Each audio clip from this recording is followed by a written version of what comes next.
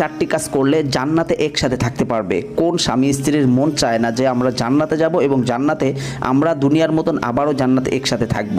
যদি চারটি কাজ স্বামী করে এবং যদি চারটি কাজ স্ত্রী করে তাহলে জান্নাতে যেতে পারবেন এবং জান্নাতে থাকতে পারবেন। স্ত্রীর যে চারটি কাজ করতে হবে, 1 নম্বর হচ্ছে স্বামীর ধন সম্পদ হেফাজত করা, 2 নম্বর হচ্ছে নিজের লজ্জাস্থানকে হেফাজত করা, স্বামীর জন্য সংরক্ষণ করে রাখা, 3 নম্বর হচ্ছে স্বামী যদি বিশেষ কাজের জন্য ডাকে, যদি সুস্থ থাকে তার ডাকে সাড়া দেওয়া, 4 নম্বর হচ্ছে স্বামীর শরীয়ত সম্মত যে কাজগুলো আছে ভালো কাজে সহযোগিতা করা। এখন স্বামীর যে চারটি কাজ করতে হবে, 1 নম্বর হচ্ছে স্ত্রীকে কখনো ছোট করে দেখা যাবে না এবং ক্রিটিসাইজ করা যাবে না, 2 নম্বর হচ্ছে শরীয়ত সম্মত কাজে স্ত্রীকে সহযোগিতা করা, অর্থাৎ স্ত্রী পর্দা করতে চাচ্ছে তাকে পর্দা করার জন্য যত প্রকার সহযোগিতা দরকার সেটা করা, 3 নম্বর হচ্ছে